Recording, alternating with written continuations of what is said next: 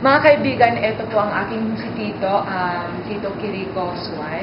Actually, tinatawag na Tito Ikong. Ayan, si Tita Paro naman ang aking tita. Siya po ay kapatid ng aking nanay.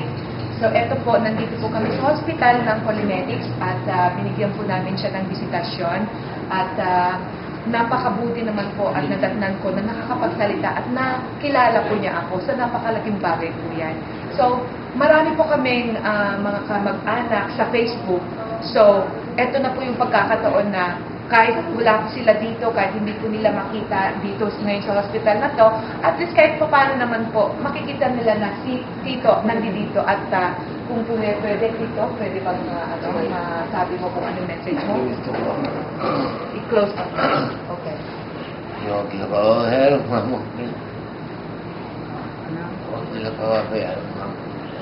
Okay, sige. Okay. Halo sila.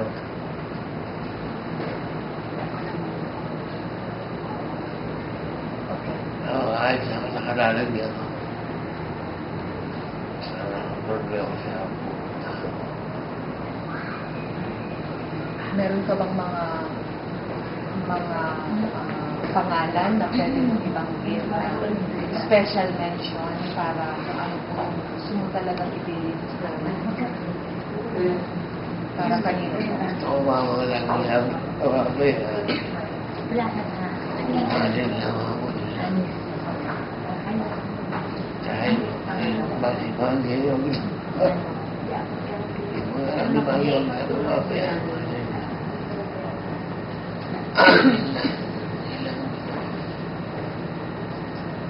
Mahal silang kapatid.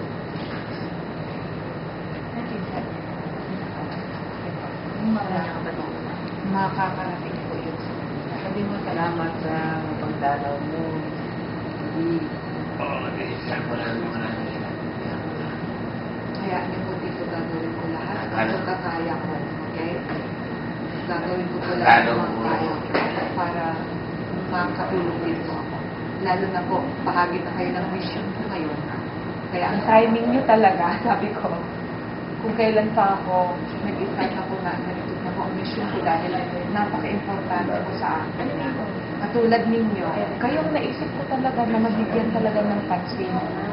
Kasi marami pong mga biktima po na ganito kalagayan.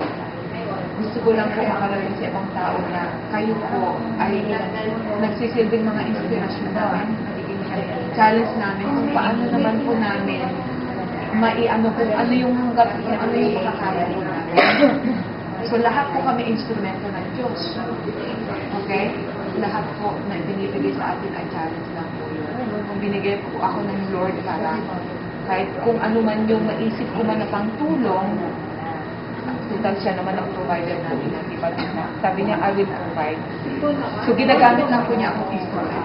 Pero siya po ang nagpo-provide. Siya po ang may kagagawa ng lahat. Siya po ang may pasimuno ng lahat. Kung bakit din ako nandito, siya po mismo ang nagsabi, puntahan mo ang ticket.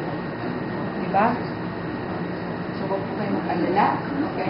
Ang importante ay buhay pa kayo at malusitan niyo po yung pagkakataon natin. Diba? Napaka-swerte niyo po. Samantalang ang tatay ko, biro mo, inagawa mo siya. Ang araw ko kami kawalan ng ama. Kaya, para rin kinatita, kahit ganito na pong kalagayan nyo, ang importante po sa kanila buhay pa po kayo. Napaka-importante po yun. Biro mo yung nandiyan pa buhay pa ang minamahal niya sa buhay. So, huwag po kayong susuko. Okay? Napaka-importante po yung alam nila na hindi pa po kayo sumusuko. Malaking bagay po yun sa akin. Okay?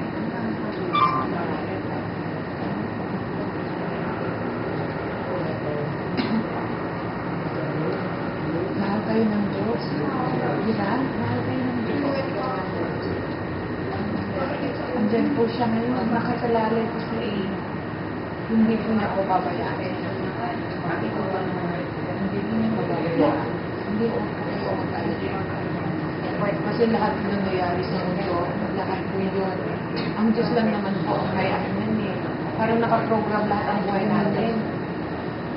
Di ba? Utang natin ang buhay natin sa Kanya. So, kung ano po yung role natin sa mundo, siya po ang nakakaalam ng role. Diba? Siya naman ang gumawa sa atin. So, kung ano yung binigay niya sa atin, pasalamat na lang po tayo. At nagkaroon po tayo ng role sa mundo. At I'm sure naman na naging masaya naman kayo, di ba?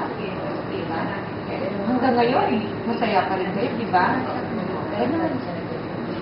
Kasi ang importante po, hindi nyo nararamdaman yung talagang sobrang sakit or whatever. Di ba? Yung masakit yung talagang painful na talaga. Pero hindi naman po hindi nararamdaman. Hindi naman po. Salamat po tayo. Yung mga iba na di ba bigla na lang na sa disgrasya. Oo. May bigla na lang yung mga ganun. Pero sabi, nag-basketball lang siya. Wala na.